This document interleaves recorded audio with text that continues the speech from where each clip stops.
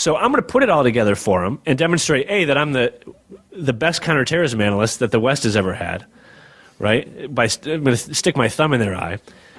They haven't come up with this, this strategy yet. But two, I'm going to inoculate the global movement from these efforts. By identifying them, I'm going to make sure that they can't hurt us in the future because we're all aware of them. So real quick, the 6 steps, amplifying backtrackers. This is something anybody who used to be a big voice in Al-Qaeda, the global jihadist movement, that then renounces Al-Qaeda, hurts them. He says it hurts them really bad. I call it my barking dogs metric. However many of their barking dogs are yapping, in response to something is an indicator of how vulnerable they feel. Second, fabrication and exaggeration. Anytime the West can either make up lies, he says, or just exaggerate that which Al-Qaeda has already done to make it look bad, really hurts them. The best quote I can think of is a quote that says, when your adversary is busy shooting himself in the foot, don't stop him. Number 3, supporting anybody who renounces or issues religious rulings, fatwa, against Al-Qaeda. It does some damage. 4, introducing new voices.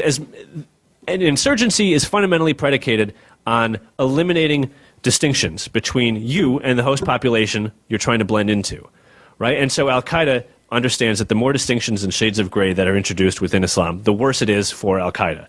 Salafism, the same thing. They want to eliminate these distinctions, blend in to allow themselves to look like pious Muslims. 5, anytime when we issue this KSM photo of him, with the hair and we make him look, Khalid Sheikh Mohammed, we make him look terrible.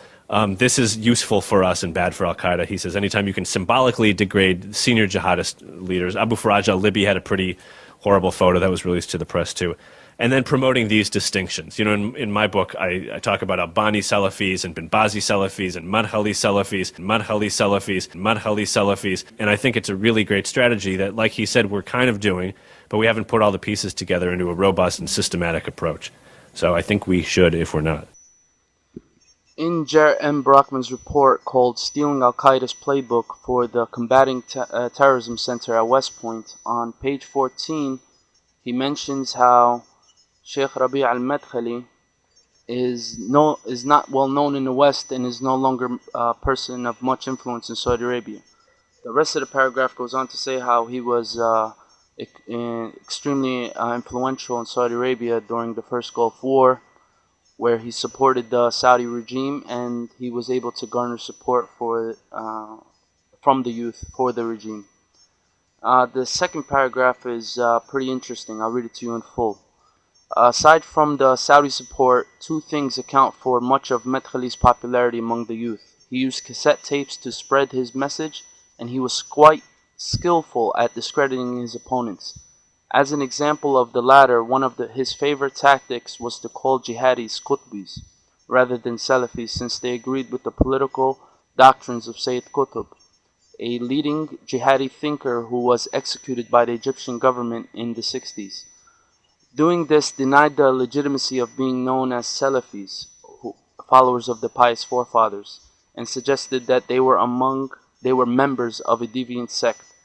To this end, another of Madkhali's effective tactics was to force an opponent to acknowledge that Sayyid Qutb, whose teachings he had followed, who he followed, had made a number of theological statements that were at variance with Orthodox Islam, thus making his followers heretics as well. On the bottom of page 20, this is pretty interesting as well. He states that the U.S. could discreetly now fund mainstream Salafi figures like Madkhali.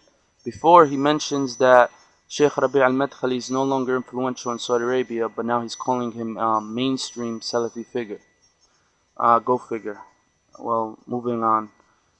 The U.S. could discreetly fund mainstream Salafi figures like Madkhali who are effective in siphoning off support from jihadis and who do not advocate violence by paying for publications, lectures, new schools, and I'll post this whole report in the video description of the video, and you could read the whole thing if you like. Jared Brockman is also quoted on a Jewish website called jewishblogging.com. This website is affiliated with JIDF, the Jewish Internet Defense Force. I'm sure many of you know who they are. Here they have a screenshot of Hezbollah Facebook group. This is their logo. And Jared Brockman is quoted in this article as saying that Al-Qaeda has transformed from a terrorist organization that uses media to a media organization that uses terrorism. He goes on to say, we think we've got it, and so we go to kill and capture these guys, but that's not their only fight. He also says that Islamic extremists are fighting and winning a propaganda war online. So I guess the JIDF is using this to inspire their supporters to wage a counter war against Muslims on the internet. Alright, moving along, I thought it was funny how Jared Brockman, he supports the students of Sheikh Rabi al-Madkhali, and I searched for his name on YouTube and I came up with this video by a person who's a student, I guess, of Sheikh Rabi al-Madkhali. They use a quote by Jared Brockman on National Public Radio that Anwar al-Awlaki follows the hardline understanding of Islam known as Salafism. I just thought it was interesting and I figured I'll throw that in there. Alright, I'll place a link for this entire article in the video description as well. After watching this video, Muslims and non-Muslims alike should know that there's a war going on by the Western governments against Muslims and Islam ultimately. So obviously there's going to be some propaganda going on, and this is actually a propaganda war that's going on right now. It always puzzles me when something is reported on the mainstream media about Muslims. There's always a group of Muslims who always rush to apologize or condemn the supposed actions of people who they don't even know in fact if they did it or not, or if it's just another part of the West's media war. In Islam, we are required to verify the news that comes to us from unreliable sources. So then why are Muslims apologizing anyway for something they had no role or responsibility in? Would it be reasonable to ask all Americans to apologize for the unjust war in Iraq that claimed the lives of over 1 million Iraqis? Or is it reasonable to ask all Americans to apologize for the rapes and sexual assaults that happen every 2 minutes in the US?